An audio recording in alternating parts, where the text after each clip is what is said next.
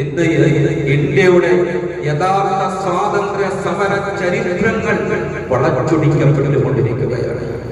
സ്വാതന്ത്ര്യ സമരത്തിൽ എന്തെങ്കിലും ഒരു നാളിൽ നാമമാത്രമായ സാന്നിധ്യം പോലും ഇല്ലാതിരുന്ന വർഗീയ ഫാസിസ്റ്റ് ശക്തികൾ, സ്വാതന്ത്ര്യ സമരത്തെ ഒറ്റുകൊടുത്തവർ, അതിനെതിരിൽ പ്രവർത്തിച്ചവർ, ബ്രിട്ടീഷുകാരുടെ പാദസേവ ചെയ്തവർ, അവരുടെ ഷൂ നക്കിക്കൊടുത്തവർ, ബ്രിട്ടീഷുകാരെ പേടിച്ച് ആത്മഹത്യ ചെയ്തവർ, രാഷ്ട്രപിതാവ് മഹാത്മാ ഗാന്ധിജിയെ വധിച്ചു കളഞ്ഞവർ, പ്രിയപ്പെട്ടവരെ, അവരിന്ന് സ്വാതന്ത്ര്യ സമര സേനാനികളായി അവരോധിക്കപ്പെട്ടുകൊണ്ടിരിക്കുന്ന ഒരു കാലഘട്ടത്തിലാണ് നമ്മൾ നിലകൊള്ളുന്നത്.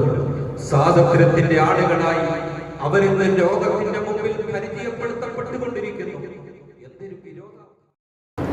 പ്രിയപ്പെട്ടവരെ, ഇന്ന് ഓഗസ്റ്റ് 15 നമ്മുടെ രാജ്യമായ ഇന്ത്യ മഹാരാജ്യത്തിന്, മഹത്തായ ഇന്ത്യ രാജ്യം 78ാമത് സ്വാതന്ത്ര്യ ദിനം ആഘോഷിക്കുന്ന ദിവസം. ഇന്ന് ഇന്ത്യയിലുള്ള ഓരോ പൗരനെ സംബന്ധിച്ചിടത്തോളം ആഹ്ലാദത്തിന്റെയും സന്തോഷത്തിന്റെയും ആഘോഷത്തിന്റെയും സുദിനമാണ്. നമ്മുടെ മഹത്തായ ഇന്ത്യ രാജ്യം വെള്ളപ്പട്ടാളക്കാരുടെ കരാള ഹസ്തങ്ങളിൽ നിന്നും മോചനം ലഭിച്ചിട്ട്, വൈദേശിക ആധിപത്യത്തിൽ നിന്നും നമ്മുടെ രാജ്യത്തിന് സ്വാതന്ത്ര്യം ലഭിച്ചിട്ട് ഇന്ന് 78 വർഷം പൂർത്തിയായിരിക്കുകയാണ്. 79ാമത് സ്വാതന്ത്ര്യ ദിനം ആഘോഷിക്കപ്പെട്ടുകൊണ്ടിരിക്കുകയായ രാജ്യത്തിന്റെ എല്ലാ ഭാഗങ്ങളിലും. പ്രിയപ്പെട്ടവരെ, ഏതാണ്ട് 200ഓളം വർഷക്കാലം അഥവാ 2 നൂറ്റാണ്ട് കാലം നമ്മുടെ രാജ്യം ഭരിച്ചത് വിദേശികളാണ്. വിവിധ സന്ദർഭങ്ങളിലായി, വിവിധ ഘട്ടങ്ങളിലായി പല വൈദേശിക ശക്തികളും നമ്മുടെ രാജ്യത്തേക്ക് കടന്നു വന്നു. പോർച്ചുഗീസുകാരും, ഡച്ചുകാരും, ഫ്രഞ്ചുകാരും, ബ്രിട്ടീഷുകാരും കച്ചവടത്തിന്റെ പേര് പറഞ്ഞ് നമ്മുടെ രാജ്യത്തേക്ക് കടന്നു വന്ന അവർ നമ്മുടെ രാജ്യത്തെ കൊള്ളയടിച്ചു. നമ്മുടെ രാജ്യത്തിന്റെ സമ്പത്തും വിലപിടിപ്പുള്ള വിഭവങ്ങളും അവർ കവർന്നെടുത്തു. ഈ രാജ്യത്തെ ജനങ്ങളെ അവർ അടിമകളാക്കി വെച്ചു. ക്രൂരമായി അവരെ മർദ്ദിച്ചു. ഇന്ത്യയുടെ ചരിത്രവും സാംസ്കാരികമായ ചിഹ്നങ്ങളും അവർ തകർത്തു. പ്രതികരിക്കുന്നവരെ ജയിലിലടയ്ക്കുകയും നാടുകടത്തുകയും ചെയ്യുകയും. പ്രിയപ്പെട്ടവരെ, ഇന്ത്യ രാജ്യത്തിന്റെ സ്വാതന്ത്ര്യത്തിന് വേണ്ടി വൈദേശിക ശക്തികൾക്കെതിരെ ശബ്ദിച്ച് എത്രയോ ലക്ഷക്കണക്കിന് ആളുകളാണ് ഈ രാജ്യത്ത് കൊല ചെയ്യപ്പെട്ടിട്ടുള്ളത്.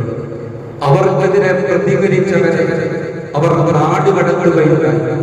നിങ്ങൾക്കറിയുമോ, 1921 മലബാർ കലാപത്തെ തുടർന്ന് നവംബർ മാസം 20 ബ്രിട്ടീഷ് പട്ടാളം തിരൂരിൽ നിന്നും കോയമ്പത്തൂർ ജയിലിലടയ്ക്കാൻ റെയിൽവേയുടെ ചാരത്ത് വാഹനത്തിൽ കുത്തി നിറച്ചുകൊണ്ട് പോയത് 100 പരം ആളുകളെ.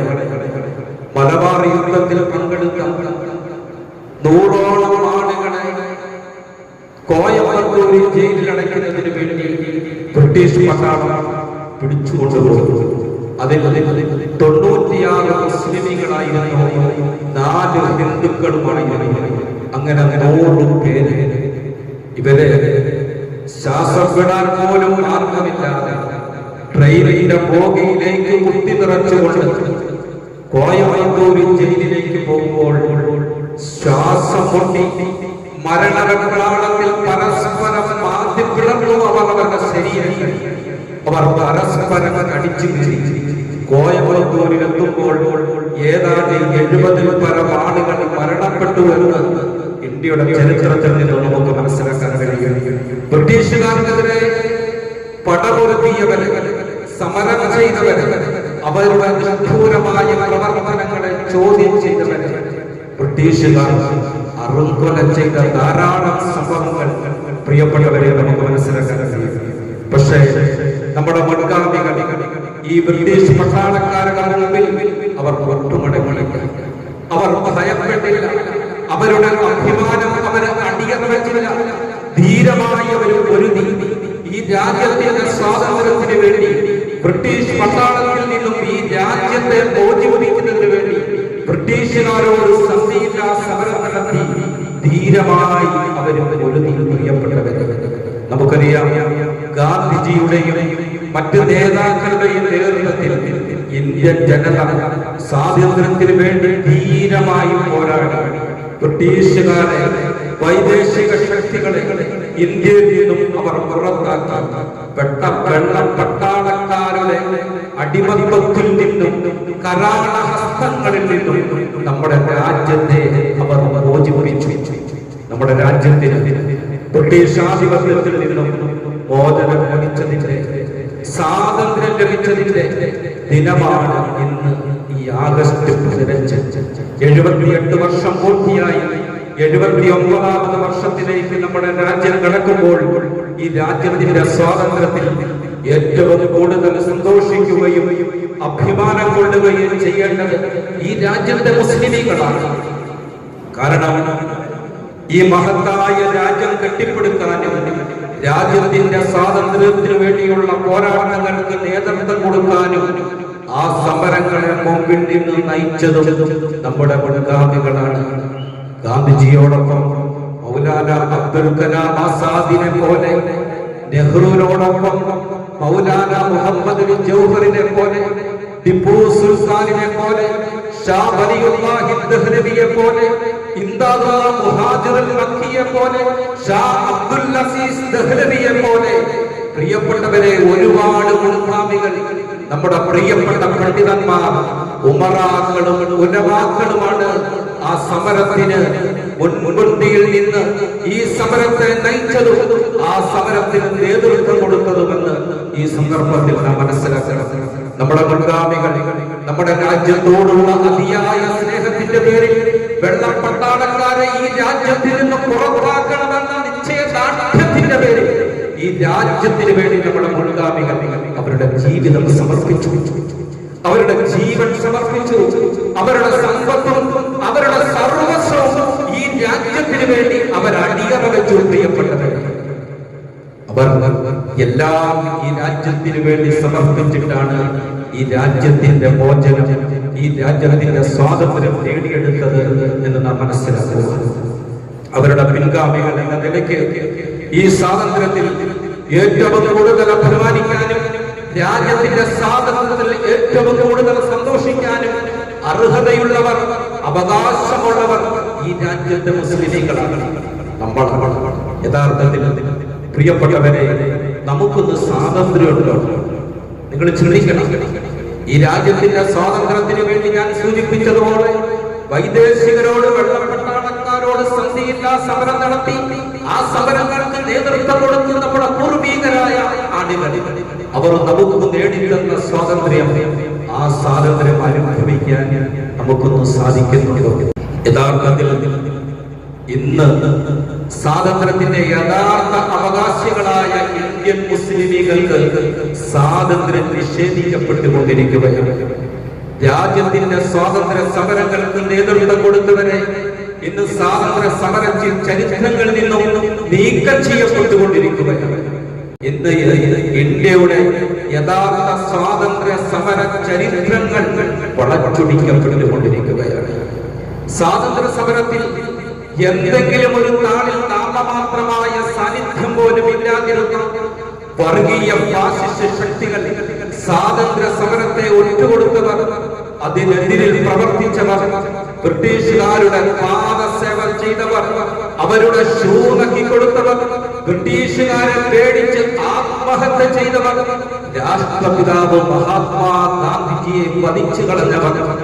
പ്രിയപ്പെട്ടവരെ, അവരിന്ന് സ്വാതന്ത്ര്യ സമര സേനാനികളായി അവരോധിക്കപ്പെട്ടുകൊണ്ടിരിക്കുന്ന ഒരു കാലഘട്ടത്തിലാണ് നമ്മൾ നിലകൊള്ളുന്നത്. സ്വാതന്ത്ര്യത്തിന്റെ ആളുകളായി അവരിന്ന് ലോകത്തിന്റെ മുമ്പിൽ പരിചയപ്പെടുത്തപ്പെട്ടുകൊണ്ടിരിക്കുന്നു. എന്തൊരു വിരോധാഭാസമാണ്! തീർന്നില്ല. സ്വാതന്ത്ര്യ സമരത്തിൽ യാതൊരു പങ്കും വഹിച്ചിട്ടില്ലാത്തവർ, സമരത്തെ ഒറ്റുകൊടുത്തവർ, ഒറ്റുകൊടുക്കാൻ ശ്രമിക്കുകയും ചെയ്ത വർഗീയ കോമരങ്ങൾ ഇന്ത്യയുടെ അധികാര കസേരയിൽ എത്തുകയും സ്വാതന്ത്ര്യത്തിന്റെ യഥാർത്ഥ പാരമ്പര്യം പേറുന്ന മുസ്ലിമീങ്ങളെ രാജ്യത്ത് നിന്ന് ആട്ടിപ്പാടിക്കാനുള്ള കുൽസിതമായ ശ്രമങ്ങൾ, ആസൂത്രിതമായ ശ്രമങ്ങൾ ഇന്ന് നടക്കപ്പെട്ടുകൊണ്ടിരിക്കുകയാണ്. ഇന്ന് മുസ്ലിമീങ്ങൾക്ക് രാജ്യം വിട്ടുപോകണമത്രേ. അവരുടെ പൗരത്വം നിഷേധിക്കപ്പെട്ടുകൊണ്ടിരിക്കുന്നു. NRC-യിലൂടെ, മറ്റ് പൗരത്വ ബില്ലിലൂടെ ഈ രാജ്യം വിട്ടു പോകണമെന്നാണ് ഈ വർഗീയ ഫാഷിസ്റ്റ് ശക്തികൾ അധികാര കസേരയിൽ ഇരുന്നു കൊണ്ട് ഈ രാജ്യത്തെ മുസ്ലിമീങ്ങളോട് പറയുന്നത്. ഇവർക്ക് എന്ത് അവകാശം? ഈ രാജ്യത്തെ മുസ്ലിമീങ്ങളോട് രാജ്യം വിട്ടു പോകണം, പൗരത്വം തെളിയിക്കണം എന്നും പറയാൻ ഇവർക്ക് എന്ത് അവകാശം? പ്രിയപ്പെട്ടവരെ, രാജ്യത്തിന്റെ സ്വാതന്ത്ര്യ ചരിത്രങ്ങൾ നമ്മൾ മറന്നു പോകരുത്. വൈദേശികരോട്, ബ്രിട്ടീഷുകാരോട് സമരം നടത്തിയവരിൽ മുൻപന്തിയിലുണ്ടായിരുന്നവർ നമ്മുടെ മഹാന്മാരായ ഉമറാക്കളാണ്, ഉലമാക്കളാണ്. ബഹുമാനപ്പെട്ട ഉമർ ഖാദിയെ പോലുള്ള അല്ലാഹുവിന്റെ ഔലിയാക്കളാണ് ഈ രാജ്യത്തിന്റെ വിമോചനത്തിന് വേണ്ടി ബ്രിട്ടീഷുകാരോട് സമരം നടത്തിയതിന്റെ നേതൃത്വം കൊടുത്തവരെന്ന് നാം ആവർത്തിച്ച് മനസ്സിലാക്കേണ്ടതുണ്ട്. നമ്മുടെ മുൻഗാമികൾക്ക് ബ്രിട്ടീഷുകാരോട് സമരം ചെയ്യാനുള്ള ധൈര്യവും സ്ഥൈര്യവും അതിനുള്ള ചങ്കൂറ്റവും ആർജവും ഊർജവും അവർക്ക് ലഭിച്ചത് എവിടെ നിന്നാണ്? സ്വരാജ്യ സ്നേഹം വിശ്വാസത്തിന്റെ ഭാഗമാണ് എന്ന ആപ്തവാക്യത്തിൽ നിന്നും പ്രവാചക ജീവിതത്തിൽ നിന്നുമാണ്. നിങ്ങൾ മനസ്സിലാക്കണം, പ്രവാചകൻ എല്ലാം പഠിപ്പിച്ചിട്ടുണ്ട്. നമ്മുടെ രാജ്യത്തെ സ്നേഹിക്കാനും ആ രാജ്യത്തെ സേവിക്കാനും പഠിപ്പിച്ചത് നമ്മുടെ നേതാവ് അഷ്റഫുൽ ഖൽഖ് മുഹമ്മദ് റസൂലുള്ളാഹി സ്വല്ലല്ലാഹു അലൈഹി വസല്ലം. ഒതുകൊടുക്കാൻ മാത്രമല്ല, എങ്ങനെയാ നമസ്കരിക്കേണ്ടത് എന്ന് മാത്രമല്ല, എങ്ങനെയാണ് കച്ചവടം ചെയ്യേണ്ടത്, ജീവിക്കേണ്ടത് എങ്ങനെ എന്ന് മാത്രമല്ല, പ്രിയപ്പെട്ടവരെ, ഓരോ മനുഷ്യരും അവരുടെ രാജ്യത്തെ എങ്ങനെ സ്നേഹിക്കണം, എങ്ങനെ സേവിക്കണം, ആ രാജ്യത്തോടുള്ള ഉത്തരവാദിത്തങ്ങൾ പോലും നമുക്ക് കാലേ കൂട്ടി പഠിപ്പിച്ചു തന്ന ബഹുമാനപ്പെട്ട അഷ്റഫുൽ വറാ മുഹമ്മദ് മുസ്തഫ സല്ലല്ലാഹു അലൈഹി വസല്ലം തങ്ങൾ, ആ പ്രവാചകൻ സല്ലല്ലാഹു അലൈഹി വസല്ലം തങ്ങൾക്ക് തങ്ങളുടെ രാജ്യമായ മഹത്തായ മക്ക രാജ്യത്തോടുള്ള സ്നേഹം എത്ര വലുതാണ്! മക്കയോട് പ്രവാചകൻ, ആ പ്രവാചകന്റെ രാജ്യമായ മക്കയെ പ്രവാചകൻ എത്ര കണ്ട് സ്നേഹിച്ചു! ആ മക്ക, അതിന്റെ ചരിത്രം നമ്മെ പഠിപ്പിക്കപ്പെടുന്നുണ്ട്. പ്രിയപ്പെട്ടവരെ, നിങ്ങൾക്കെല്ലാം അറിയാം, നമ്മൾ പലതവണ പറഞ്ഞ പ്രവാചകന്റെ ഹിജ്റയുമായി ബന്ധപ്പെട്ട് നമ്മൾ പറഞ്ഞ ചരിത്രങ്ങൾ. പ്രവാചകനെ മക്ക കുഫാറുകൾ, അവിടുത്തെ ഫാസിസ്റ്റുകൾ പ്രവാചകനെയും സഹാബത്തിനെയും മക്കയിൽ നിന്ന് പുറത്താക്കിയ ചരിത്രം. പ്രവാചകനെ മക്ക ഉപേക്ഷിക്കേണ്ടി വന്നു. ജന്മനാടായ മക്ക വിട്ടിട്ട് പ്രവാചകന് ഏതാണ്ട് 400 കിലോമീറ്റർ അകലെയുള്ള മദീനയിലേക്ക് പ്രവാചകനും സഹാബത്തിനും പലായനം ചെയ്യേണ്ടി വന്നു. പ്രവാചകൻ സ്വന്തം ഇഷ്ടപ്രകാരം പോയതല്ല. മക്കയിൽ ജീവിക്കാൻ നിർവാഹമില്ലാതെ പ്രവാചകൻ വധിക്കപ്പെടുമെന്ന് കണ്ടപ്പോൾ അഷ്റഫുൽ ഖൽഖിനോട് അല്ലാഹുവിന്റെ നിർദ്ദേശമുണ്ടായി, നബിയെ, ഈ മക്കയിൽ ഇനി താമസിക്കണ്ട, ഇവിടെ താമസിച്ചാൽ ഈ കുഫാറുകൾ താങ്കളെ വകവരുത്തും, തങ്ങളുടെ പൊക്കോളൂ, മദീനയിലേക്ക് പലായനം ചെയ്തോളൂ. പ്രിയപ്പെട്ടവരെ, ആ പ്രവാചകൻ മനസ്സില്ലാ മനസ്സോടെ മക്ക വിട്ട് തങ്ങളുടെ ജന്മരാജ്യമായ മക്ക വിട്ടു പോകുമ്പോൾ ആ മക്കയുടെ അതിർത്തിയിൽ ഹസ്വറ എന്ന് പറയുന്ന ഒരു പ്രദേശത്ത് മക്കയിലുള്ള ഒരു പ്രസിദ്ധമായ ചന്തയാണ് ഹസ്വറ. മക്കയുടെ അതിർത്തിയാണ് ഹസ്വറ. ആ ഹസ്വറ എന്ന് പറയുന്ന പ്രദേശത്ത് പോയി നിന്നുകൊണ്ട് അല്ലാഹുവിന്റെ റസൂൽ മക്കയെ നോക്കിക്കൊണ്ട് വിങ്ങി പൊട്ടി. പ്രിയപ്പെട്ടവരെ, ചരിത്രത്തിൽ കാണാം, പ്രവാചകന്റെ രാജ്യസ്നേഹം, പ്രവാചകൻ രാജ്യത്തെ എത്രമാത്രം സ്നേഹിച്ചു എന്നാണ് ഈ ചരിത്രം പഠിപ്പിക്കുന്നത്. പിങ്ങിപ്പൊട്ടി മക്കയെ നോക്കിക്കൊണ്ട് എന്നിട്ട് അല്ലാഹുവിന്റെ റസൂൽ പറഞ്ഞു, വല്ലാഹി ഇന്നകി ലഖൈരി അർദില്ലാഹ് വഅഹബ്ബു അർദില്ലാഹി ഇലല്ലാഹ്. മക്കയെ, നീ എത്ര സുന്ദരമായ രാജ്യമാണ്. നിന്റെ മടിത്തട്ടിലാണ് ഞാൻ പിറന്നു വീണത്, നിന്റെ മടിത്തട്ടിലാണ് ഞാൻ ഓടിക്കളിച്ചു വളർന്നത്. നീ എത്ര സുന്ദരമായ നാടാണ്. അല്ലാഹുവിന് ഏറ്റവും ഇഷ്ടപ്പെട്ട ഭൂമി മക്കേ നീയാണ് എന്ന് അല്ലാഹുവിന്റെ റസൂൽ പറഞ്ഞു. നീ എത്ര പരിശുദ്ധമാണ്, നീ എത്ര പവിത്രമായ രാജ്യമാണ്, നിന്റെ മണ്ണെത്ര പരിശുദ്ധമാണ്. നീ അല്ലാഹുവിലേക്ക് ഏറ്റവും പ്രിയങ്കരമായതുപോലെ നീ എനിക്ക് ഏറ്റവും പ്രിയങ്കരമായ നാടാണ്. അല്ലാഹുവിന്റെ റസൂൽ ജന്മനാടായ മക്കയോടായി പറഞ്ഞു, നീയാണ് എനിക്ക് ഏറ്റവും ഇഷ്ടപ്പെട്ട നാട്, എനിക്ക് ഏറ്റവും പ്രിയങ്കരമായ നാട് നീയാണ്. പ്രിയപ്പെട്ടവരെ, ഇതിന്റെ അടിസ്ഥാനത്തിൽ ഓരോ ഇന്ത്യക്കാരനും പ്രഖ്യാപിക്കണം, ഇന്ത്യയാണ് നമ്മുടെ രാജ്യം, ഈ രാജ്യത്തെ നാം സ്നേഹിക്കുന്നു, എനിക്ക് ഏറ്റവും ഇഷ്ടപ്പെട്ട ഭൂമി ഈ ഇന്ത്യ മഹാരാജ്യമാണെന്ന് പ്രഖ്യാപിക്കേണ്ട സന്ദർഭമാണ് ഈ ഓരോ ഓഗസ്റ്റ് 15-ഉം ഓരോ സ്വാതന്ത്ര്യദിനം ആശംസിക്കുമ്പോഴും ആഘോഷിക്കുമ്പോഴും. പ്രവാചകൻ പറഞ്ഞു, വലൗല അന്ന ഖൗമി അഖ്റജൂനി മിൻകി മാ സഖന്തു ഗൈറകി. മക്കേ, അക്രമകാരികളായ ആളുകൾ മക്കയിൽ നിന്നും എന്നെ പുറത്താക്കിയിട്ടായിരുന്നുവെങ്കിൽ മാ സഖന്തു ഗൈറകി, നീ അല്ലാത്ത മറ്റൊരു ഭൂമിയിൽ, നീ അല്ലാത്ത മറ്റൊരു രാജ്യത്ത് ഞാൻ താമസിക്കുകയില്ലായിരുന്നു എന്ന് പ്രവാചകൻ മക്കയെ നോക്കിക്കൊണ്ട് ഹസ്ബറ എന്ന അതിർത്തി പ്രദേശത്ത് വിങ്ങിപ്പൊട്ടി പറഞ്ഞുവെങ്കിൽ പ്രവാചകന്റെ രാജ്യസ്നേഹം എത്ര വലുതാണ് എന്ന് എന്റെ പ്രിയപ്പെട്ട സഹോദരന്മാരെ നമ്മൾ മനസ്സിലാക്കുക. പ്രവാചകന്റെ രാജ്യമായ മക്ക, പ്രവാചകന്റെ ജന്മനാടായ മക്ക, ആ പവിത്രമായ മക്കയെ പ്രവാചകൻ എത്ര കണ്ട് സ്നേഹിച്ചു. ഈ രാജ്യം നമുക്ക് ജന്മം നൽകിയ രാജ്യമാണ്. ഈ രാജ്യത്താണ് നമ്മൾ ജനിച്ചത്, ഇവിടെയാണ് നമ്മൾ വളർന്നത്, ഇവിടെയാണ് നമ്മൾ ജീവിക്കേണ്ടത്, ഇവിടെയാണ് പ്രിയപ്പെട്ടവരെ നമ്മൾ മരിക്കേണ്ടത്. ഈ രാജ്യത്തിന്റെ മണ്ണിനോട് ലയിച്ചു ചേരേണ്ടവരാണ് ഈ രാജ്യത്തെ മുസ്ലിമീങ്ങൾ. അല്ലാഹു നമുക്ക് തൗഫീഖ് നൽകി അനുഗ്രഹിക്കുമാറാകട്ടെ. അല്ലാഹു നമുക്ക് തൗഫീഖ് നൽകി അനുഗ്രഹിക്കുമാറാകട്ടെ. സ്വാതന്ത്ര്യ സമരത്തിന്റെ മുമ്പിൽ നിന്നവർ, ഞാൻ പറഞ്ഞല്ലോ, ആ സമരങ്ങൾക്ക് നേതൃത്വം കൊടുത്തവർ ഈ സമൂഹത്തിലെ പണ്ഡിതന്മാരായിരുന്നു. ഉമറാക്കളും ഉലമാക്കളും അല്ലാഹുവിന്റെ മഹാരഥന്മാരായ പണ്ഡിതന്മാരുമായിരുന്നു. ചരിത്രം പരിശോധിക്കുമ്പോൾ ഇന്ത്യൻ സ്വാതന്ത്ര്യ സമരത്തിന്റെ തുടക്കം ഷാ വലിയുല്ലാഹി ദഹ്ലവി എന്ന മഹാപണ്ഡിതനായിരുന്നു ഈ രാജ്യത്ത് ആദ്യം പ്രക്ഷോഭം തുടങ്ങി വെച്ചത്. നിങ്ങൾ ശ്രദ്ധിക്കണം, ഷാ വലിയുല്ലാഹി ദഹ്ലവി മഹാപണ്ഡിതനാണ്. ബ്രിട്ടീഷുകാർക്കെതിരുള്ള സമരത്തിന് ആദ്യം ആഹ്വാനം ചെയ്തത്, ഈ സമരത്തിന് തുടക്കം കുറിച്ചത് ഷാ വലിയുല്ലാഹി ദഹ്ലവി റഹ്മത്തുള്ളാഹി അലൈഹി.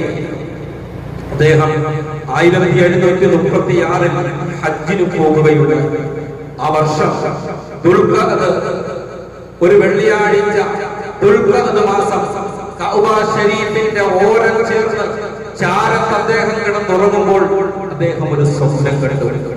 ഷാ വലിയുല്ലാഹി ദഹ്ലവി റഹ്മത്തുള്ളാഹി അലൈഹി കണ്ട സ്വപ്നം എന്താണ് പ്രിയപ്പെട്ടവരെ?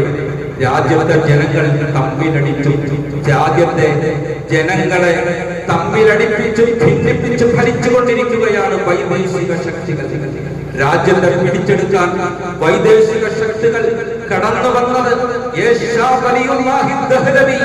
നിങ്ങൾ അറിഞ്ഞില്ലേ എന്നാണ് സ്വപ്നത്തിലൂടെ ചോദ്യം.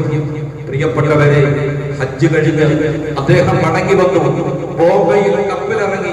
അദ്ദേഹത്തെ സ്വീകരിക്കുവാൻ അദ്ദേഹത്തിന്റെ അനുയായികൾ ആവേശത്തോടെ ബോംബെയിൽ തടിച്ചുകൂടിയപ്പോൾ കപ്പലിറങ്ങി തന്റെ പ്രിയപ്പെട്ടവർക്ക് സലാം പറഞ്ഞ് അവരോട് ഹസ്തദാനം നടത്തിയ ഷാ വലിയുല്ലാഹി ദഹ്ലവി റഹ്മത്തുള്ളാഹി അലൈഹി ആദ്യം പറഞ്ഞ വാക്കെന്താണെന്ന് അറിയുമോ? ഈ ഷാ വലിയുല്ലാഹി ദഹ്ലവി ഹജ്ജ് കഴിഞ്ഞ് മക്ക ബോംബെയിലേക്ക് വന്നപ്പോൾ എല്ലാ വ്യവസ്ഥകളും തിരുത്തി എഴുതണം അദ്ദേഹം പറഞ്ഞു. ഈ രാജ്യത്ത് വൈദേശികൾക്ക് ജീവിക്കാനുള്ള അവസരം ഉണ്ടാക്കി കൊടുത്തുകൂടാ. അവരോട് ശക്തമായി പോരടിക്കണം. വൈദേശികളെ, ബ്രിട്ടീഷുകാരെ ഈ രാജ്യത്തിൽ നിന്ന് പുറത്താക്കണം, ഇവിടെ നിന്ന് കെട്ടിക്കണം. ഇതായിരുന്നു ഷാ വലിയുല്ലാഹി ദഹ്ലവി ഹജ്ജ് കഴിഞ്ഞ് മടങ്ങി വന്ന് അദ്ദേഹത്തിന്റെ പ്രിയപ്പെട്ടവരെ അഭിസംബോധന ചെയ്തുകൊണ്ട് അദ്ദേഹം നടത്തിയ ആദ്യത്തെ സംസാരം. വൈദേശികൾക്കെതിരെ നമ്മൾ പോരടിക്കണം. പ്രിയപ്പെട്ടവരെ, അദ്ദേഹം അതിനുശേഷം അദ്ദേഹത്തിന്റെ എഴുത്തുകളും അദ്ദേഹത്തിന്റെ പ്രഭാഷണങ്ങളും അദ്ദേഹത്തിന്റെ നാവും തൂലികയും ബ്രിട്ടീഷുകാർക്കെതിരെ അദ്ദേഹം ചലിപ്പിച്ചു. മരണസമയത്ത് പ്രായം ഒരുപാടായി ഷാ വലിയുല്ലാഹി ദഹ്ലവി രോഗശയ്യയിൽ കിടക്കുന്ന സന്ദർഭത്തിൽ തന്റെ പ്രിയപ്പെട്ട മകൻ ഷാ അബ്ദുൽ അസീസ് ദഹ്ലവി റഹ്മത്തുള്ളാഹി അലൈഹിയെ ഷാ വലിയുല്ലാഹി ദഹ്ലവി തന്റെ ചാരത്തേക്ക് വിളിച്ചു വരുത്തിയിട്ട് പറഞ്ഞു, മോനെ, ഉപ്പാക്ക് ഇനി സുഖമില്ല. ഉപ്പ ഈ ലോകത്തോട് വിട പറയാൻ പോകുകയാണ്. ഈ ഉപ്പയുടെ ആരോഗ്യം ക്ഷയിച്ചുകൊണ്ടിരിക്കുകയാണ്. ഇതുവരെ നാവ് കൊണ്ടും തൂലിക കൊണ്ടും ശാരീരികമായും ബ്രിട്ടീഷുകാർക്കെതിരെ ഈ രാജ്യത്തിന്റെ സ്വാതന്ത്ര്യത്തിന് വേണ്ടി ഞാൻ പടകുരുതി പോലെ. അതുകൊണ്ട് ഈ ഉപ്പാക്കിന് സുഖമില്ല. അതുകൊണ്ട് എന്റെ ജോലി, എന്റെ ഉത്തരവാദിത്വം ഈ ബ്രിട്ടീഷുകാർക്കെതിരെ സമരം നടത്തേണ്ട ബാധ്യത നിനക്കുള്ളതാണ് എന്ന് അന്ത്യവസിയത്ത് കൊടുത്തു പ്രിയപ്പെട്ട മകൻ ഷാ അബ്ദുൽ അസീസ് ദഹ്ലവി റഹ്മത്തുള്ളാഹി അലൈഹി. അറിയുമോ ഈ ചരിത്രത്തിൽ? ഇതൊക്കെ നമ്മൾ കേട്ടിട്ടുണ്ടോ പ്രിയപ്പെട്ടവരെ? നമ്മുടെ പൂർവീകർ ഈ രാജ്യത്തോട് കാണിച്ച കൂറ്, ഈ രാജ്യത്തോട് കാണിച്ച അവരുടെ സ്നേഹം, വൈദേശികരോട് കാണിച്ച അവരുടെ വെറുപ്പ് നമ്മൾ എത്ര കണ്ട് മനസ്സിലാക്കണം. അതുപോലെ തന്നെ യുപിയിൽ ഷാ അബ്ദുൽ അസീസ് ദഹ്ലവി റഹ്മത്തുള്ളാഹി അലൈഹിക്ക് ശേഷം അദ്ദേഹത്തിന്റെ പ്രിയപ്പെട്ട മകൻ ഷാ അബ്ദുൽ അസീസ് ദഹ്ലവി റഹ്മത്തുള്ളാഹി അലൈഹിയുടെ നേതൃത്വത്തിൽ യുപിയിൽ ബ്രിട്ടീഷുകാർക്കെതിരെ സമരങ്ങൾ അരങ്ങേറുമ്പോൾ ഇങ്ങ് കേരളത്തിൽ ബഹുമാനപ്പെട്ട പരീക്കുട്ടി മുസ്ലിയാർ അതുപോലുള്ള മഹാന്മാരായ പണ്ഡിതന്മാരുടെ നേതൃത്വത്തിൽ നമ്മുടെ കേരളത്തിൽ സമരം നടക്കുകയാണ്. ബ്രിട്ടീഷുകാർക്കെതിരെ സമരം നടക്കുകയാണ്. ആരാണ് പരീക്കുട്ടി മുസ്ലിയാർ? നമ്മൾ കേട്ടിട്ടുണ്ടോ? പരീക്കുട്ടി മുസ്ലിയാർ മഹാപണ്ഡിതനായിരുന്നു. അദ്ദേഹം ഗ്രന്ഥകാരനായിരുന്നു.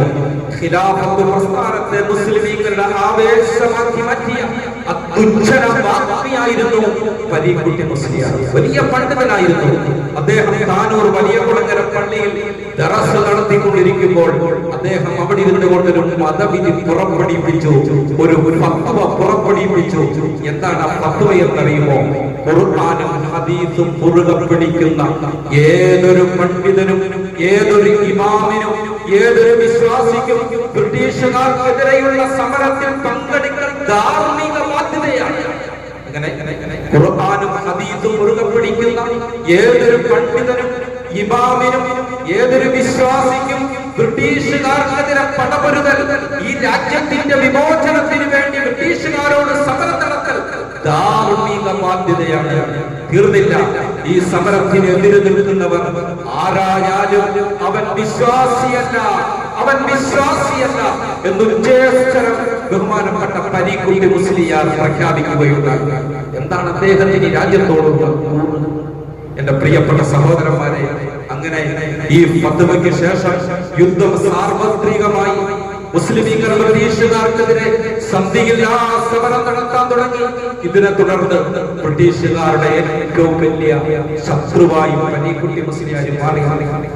ബ്രിട്ടീഷുകാർ പരീക്കുട്ടി മുസ്ലിയാർക്കെതിരെ ഇനാം പ്രഖ്യാപിച്ചു, പിടിച്ചു കൊടുക്കുന്നവർക്ക് സമ്മാനങ്ങൾ പ്രഖ്യാപിച്ചു. അങ്ങനെ അവസാനം ബ്രിട്ടീഷുകാരെ പേടിച്ചുകൊണ്ട് അദ്ദേഹം പിന്മാറിയില്ല. ദേശപ്രച്ഛന്നനായി മുസ്ലിയാർ ലഹളയ്ക്ക് നേതൃത്വം കൊടുത്തു. ബ്രിട്ടീഷുകാർക്കെതിരെയുള്ള സമരത്തിന് അദ്ദേഹം നേതൃത്വം കൊടുത്തു. അങ്ങനെ 1930 അദ്ദേഹം ഈ രാജ്യത്ത് ദിക്കക്കള്ളിയില്ലാതെ വന്നപ്പോൾ അദ്ദേഹം മക്കയിലേക്ക് പുറപ്പെട്ടു. ലോകപ്രസിദ്ധമായ അറബി പത്രമായ ഉമ്മുൽ ഖുറാ എന്ന പത്രത്തിൽ ബ്രിട്ടീഷുകാർക്കെതിരെ ലേഖനമെഴുതി അദ്ദേഹം. അവിടെ പോയി രാജ്യത്തെ മറന്നില്ല. ബ്രിട്ടീഷുകാരോട് വെറുപ്പ് അദ്ദേഹം, ആ വിദ്വേഷം അദ്ദേഹത്തിന്റെ മനസ്സിൽ നിന്നും പോയില്ല. അവിടെ ചെല്ലുമ്പോഴും രാജ്യത്തിന്റെ പ്രശ്നമാണ് അദ്ദേഹത്തെ അലട്ടിക്കൊണ്ടിരുന്നത്. മക്കയിൽ പോയി രാജ്യത്തെ ബ്രിട്ടീഷുകാർക്കെതിരെ അദ്ദേഹം പത്രത്തിൽ ലേഖനം എഴുതി. നാട്ടിൽ പടപാട് കൊണ്ടും വിദേശത്ത് തോൽവി കൊണ്ടും ഇന്ത്യ രാജ്യത്തിന് വേണ്ടി യുദ്ധം നടത്തിയ, ധർമ്മസമരം നടത്തിയ ധീര ദേശാഭിമാനിയാണ് പരീക്കുട്ടി മുസ്ലിയാർ എന്ന് അഭിമാനത്തോടെ ഈ സന്ദർഭത്തിൽ നമ്മൾ മനസ്സിലാക്കണം പ്രിയപ്പെട്ടവരെ. ഇങ്ങനെ എത്ര ചരിത്രങ്ങളാണ്, എത്ര ചരിത്രങ്ങൾ, ധാരാളം ചരിത്രങ്ങളുണ്ട്. നമുക്ക് ബഹുമാനപ്പെട്ട മൗലാന മുഹമ്മദിന് ജൗഹറിനെ നിങ്ങൾക്കറിയും, മൗലാന ഷൗക്കത്തിന് ജൗഹറിനെ നിങ്ങൾക്കറിയും, ഇംദാദുല്ലാ മുഹാജിറുൽ മക്കിയെ നിങ്ങൾക്കറിയും, ബഹുമാനപ്പെട്ട ദയ്യൂബന്ദി പണ്ഡിതന്മാർ. ഈ രാജ്യത്തിന്റെ സ്വാതന്ത്ര്യത്തിന് വേണ്ടി ഒരുപാട് പടപൊരുതിയ മഹാന്മാരായിരുന്നു ദയ്യൂബന്ദി പണ്ഡിതന്മാർ. യു പിയിലെ ദയ്യൂബന്ദില് ഉത്തർപ്രദേശിൽ ഏതാണ്ട് വഴിയോരങ്ങളിൽ നിൽക്കുന്ന മരങ്ങളിൽ 15,000-ഓളം വരുന്ന ദയ്യൂബന്ദി പണ്ഡിതന്മാരെ നിഷ്ഠൂരമായി കൊന്നിട്ട് ഈ ബ്രിട്ടീഷുകാർ തൂക്കി, മരത്തിൽ കെട്ടി തൂക്കിയവരെ 15,000-ഓളം വരുന്ന ദയ്യൂബന്ദി പണ്ഡിതന്മാരുടെ ശരീരം കാറ്റത്ത് മരത്തിൽ ആടിക്കൊണ്ടിരുന്നു എന്ന് നമുക്ക് ചരിത്രത്തിൽ കാണാൻ കഴിയും. പ്രിയപ്പെട്ട സഹോദരന്മാരെ, ഇങ്ങനെ ഈ രാജ്യത്തിന് വേണ്ടി സർവവും സമർപ്പിച്ച നമ്മുടെ മുൻഗാമികൾ, ഈ രാജ്യത്തിന്റെ യഥാർത്ഥ അവകാശികൾ, ഈ സ്വാതന്ത്ര്യത്തിൽ ഏറ്റവും കൂടുതൽ അഭിമാനിക്കുകയും സന്തോഷിക്കുകയും ചെയ്യേണ്ടത് ഈ രാജ്യത്തെ മുസ്ലിമീങ്ങളാണ്. നമുക്കൊന്ന് സ്വാതന്ത്ര്യം ഹനിക്കപ്പെട്ടുകൊണ്ടിരിക്കുകയാണ്. നമുക്ക് ഈ രാജ്യത്ത് ജീവിക്കാനുള്ള അവകാശം നിഷേധിക്കപ്പെട്ടുകൊണ്ടിരിക്കുകയാണ്. അതുകൊണ്ട് പ്രിയപ്പെട്ടവരെ, നമ്മൾ ഇന്ത്യ രാജ്യത്തിന്റെ വസ്തുനിഷ്ഠമായ ചരിത്രം നമ്മൾ പഠിക്കണം. യഥാർത്ഥത്തിൽ സ്വാതന്ത്ര്യം എന്ന് പറയുന്നത് എല്ലാവരുടെയും മുമ്പിൽ ശിരസ്സുയർത്തി നിർഭയത്വത്തോടുകൂടി ജീവിക്കാൻ കഴിയുക, ഇതിനാണ് സ്വാതന്ത്ര്യം എന്ന് പറയുന്നത്. ആരെയും ഭയപ്പെടാതെ, ആരുടെ മുമ്പിലും തലയുയർത്തി നിന്നുകൊണ്ട് അന്തസ്സോടെ, അഭിമാനത്തോടെ, നിർഭയത്വത്തോടെ ജീവിക്കാൻ കഴിയുമ്പോഴാണ് നമുക്ക് സ്വാതന്ത്ര്യം കിട്ടി എന്ന് നമുക്ക് പറയാൻ കഴിയുകയുള്ളൂ. നമുക്ക് നിർഭയത്വത്തോടു കൂടി ജീവിക്കാൻ കഴിയുള്ളൂ. എന്റെ പ്രിയപ്പെട്ടവരെ, ഒരു മനുഷ്യന് ഇഷ്ടമുള്ള മതം ആചരിക്കാനും അനുഷ്ഠിക്കാനും പ്രചരിപ്പിക്കാനുമുള്ള സ്വാതന്ത്ര്യം നമ്മുടെ മഹത്തായ ഭരണഘടന നമുക്ക് അവകാശപ്പെടുത്തി തരുന്നുണ്ട്. ആ ഭരണഘടന അനുസരിച്ച് ഇന്ന് നമ്മുടെ ഇഷ്ടപ്പെട്ട മതത്തിൽ വിശ്വസിക്കാൻ, ആ മതത്തിന്റെ പ്രബോധന പ്രചാരകരാകാൻ നമ്മളെ കൊണ്ട് സാധിക്കുന്നുണ്ടോ? ഇഷ്ടപ്പെട്ടത് ധരിക്കാനും ഇഷ്ടപ്പെട്ടത് കഴിക്കാനും നമ്മുടെ ഭരണഘടന വകവെച്ചു തരുമ്പോൾ, എന്റെ പ്രിയപ്പെട്ടവരെ, ഇഷ്ടപ്പെട്ടത് ധരിക്കാൻ നമ്മളെ കൊണ്ട് കഴിയുന്നുണ്ടോ? ഈ രാജ്യത്ത് ഇഷ്ടപ്പെട്ടത് കഴിക്കാൻ നമ്മളെ കൊണ്ട് നമുക്ക് സാധിക്കുന്നുണ്ടോ? ബീഫ് കഴിച്ചതിന്റെ പേരിൽ എത്രയോ ആളുകൾ കൊല ചെയ്യപ്പെട്ടു, നിഷ്ഠൂരം കൊല ചെയ്യപ്പെട്ടുകൊണ്ടിരിക്കുന്നു. ഇന്നും വടക്കേ ഇന്ത്യയിൽ നമ്മുടെ പ്രിയപ്പെട്ടവർ അറുകൊല ചെയ്യപ്പെട്ടുകൊണ്ടിരിക്കുകയാണ്, നീതി നിഷേധിക്കപ്പെട്ടുകൊണ്ടിരിക്കുകയാണ്. ഈ രാജ്യത്ത് ഏറ്റവും കൂടുതൽ പീഡനം അനുഭവിച്ചുകൊണ്ടിരിക്കുന്ന ഒരു വിഭാഗമായി സ്വാതന്ത്ര്യ സമര സേനാനികളുടെ പിന്തലമുറക്കായ ഇന്ത്യൻ മുസ്ലിമീങ്ങൾ മാറിക്കൊണ്ടിരിക്കുന്നുവെങ്കിൽ നമുക്ക് ഈ സന്ദർഭത്തിൽ പറയാനുള്ളത്, ഈ രാജ്യത്തിന്റെ സ്വാതന്ത്ര്യത്തിന്റെ ചരിത്രം നമ്മൾ പഠിക്കണം. ഇനി ഒരു സ്വാതന്ത്ര്യം ഈ ലോകത്ത്, അന്ന് വൈദേശികളോടാണ് നമ്മുടെ പൂർവികർ യുദ്ധം നടത്തിയതെങ്കിൽ, സമരം നടത്തിയതെങ്കിൽ, ഇനി വേണ്ടി വന്നാൽ ഈ രാജ്യത്തിന്റെ അധികാര കസേരയിൽ കയറിയിരുന്ന ഈ രാജ്യത്തിന്റെ ശത്രുക്കളായ ഫാസിസ്റ്റ് കോമരന്മാരോട് യുദ്ധം ചെയ്യേണ്ടി വന്നാൽ അതിനും ഈ സമുദായം തയ്യാറാകണമെന്നാണ് ഓരോ ചരിത്രങ്ങളും ഇന്ത്യ രാജ്യത്തിന്റെ ഓരോ സ്വാതന്ത്ര്യ ദിനങ്ങളും നമ്മളോട് വിളിച്ചു പറഞ്ഞുകൊണ്ടിരിക്കുന്നത്. എന്തിനാണ്?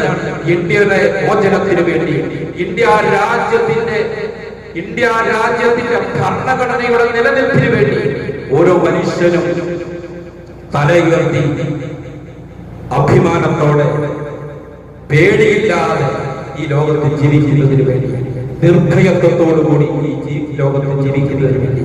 അതുകൊണ്ട് അവസാനിപ്പിക്കുകയാണ് പ്രിയപ്പെട്ടവരെ, ഈ സന്ദർഭത്തിൽ നമ്മുടെ രാജ്യത്തെ അല്ലാഹു ഐശ്വര്യത്തിലും എല്ലാ സമൃദ്ധിയിലും അല്ലാഹു സുബ്ഹാനഹു വ തആല നിലനിർത്തി തരുമാറാകട്ടെ. നമ്മുടെ രാജ്യത്തിന്റെ ജനാധിപത്യവും ജനങ്ങൾ തമ്മിലുള്ള ഐക്യവും സൗഹൃദവും സ്നേഹവും ഒക്കെ അള്ളാഹു എന്ന് നിലനിർത്തി തരുമാറാകട്ടെ എന്ന് ഈ സ്വാതന്ത്ര്യ ദിനം ആഗസ്റ്റ് 15 നമുക്ക് ഇവിടെ വെച്ച് പ്രാർത്ഥിക്കാം.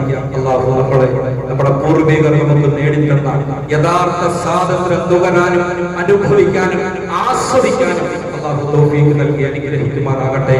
എല്ലാ ഗാന്ധിജി ഉൾപ്പെടെ, മൗലാന ആസാദ് ഉൾപ്പെടെ, നെഹ്റുജി ഉൾപ്പെടെ, അതുപോലെ മൗലാന മുഹമ്മദ് അലി ജൗഹർ ഉൾപ്പെടെയുള്ള ഈ രാജ്യത്തിന് വേണ്ടി ജീവിതം സമർപ്പിച്ച, രക്തവും സമ്പത്തും സർവസ്വവും സമർപ്പിച്ച ധീര ദേശാഭിമാനികളെ 1000 നന്ദിയോടെ, കൃതജ്ഞതയോടെ ഈ സന്ദർഭത്തിൽ നമ്മൾ സ്മരിക്കുകയാണ്, നമ്മൾ ഓർക്കുകയാണ്.